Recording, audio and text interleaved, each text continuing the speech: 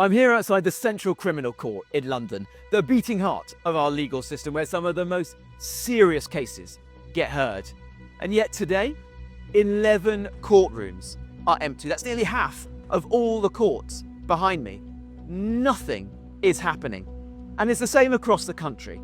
In Carlisle, 67% of courtrooms today empty. And this isn't unusual. In Bristol, 40% of all the courtrooms on average every week are empty. This has become a massive, massive problem. Today there's a backlog of 73,000 court cases. Rape trials are being listed as far off as 2027. And the backlog is rising by 500 cases every month. I'm sure you'll be watching this, head in your hands, asking how on earth did we end up in this situation? Well, the other day, the most senior official at the Ministry of Justice came to Parliament and said that it was mainly because of the pandemic. There's also been industrial action and there are more police officers on our streets, so more serious crimes are coming to court. William Gladstone once said that justice delayed is justice denied. And that's a saying that couldn't be more relevant today. The backlog is having a catastrophic impact on the lives of victims.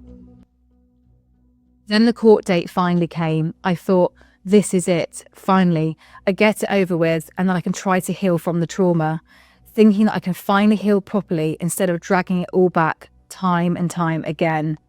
I spent weeks having panic attacks and not sleeping. I wasn't eating. My whole life was falling apart again. But I was prepared to tell my side to the court so I could finally be heard. Then it got postponed again. I was told I had to wait a year.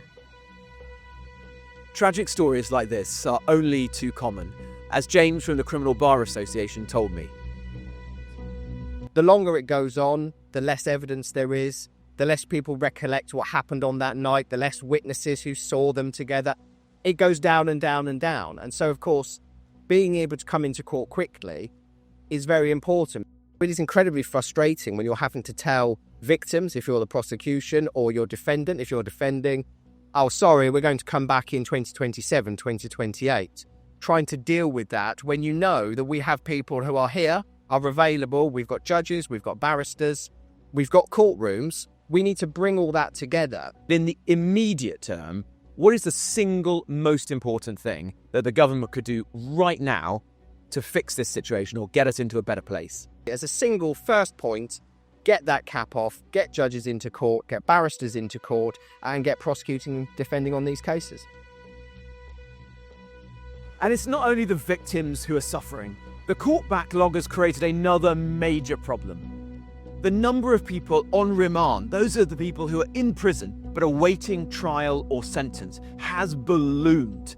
It now accounts for 20% of everyone in our jails, or 17,600 people. If we can get the court backlog down, we can also relieve pressure on our prisons. So the question that matters now is, how are we going to fix this? Well, the most senior judge in the country, the Lady Chief Justice, has said that courts like this could be sitting for 4,000 extra days every year. But the government refuse to use them. All the while, they can't even say when the courts will be operating properly again.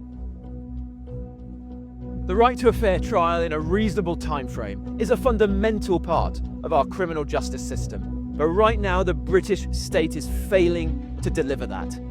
The government really need to put victims first. They need to get these courts open, and they need to break the backlog.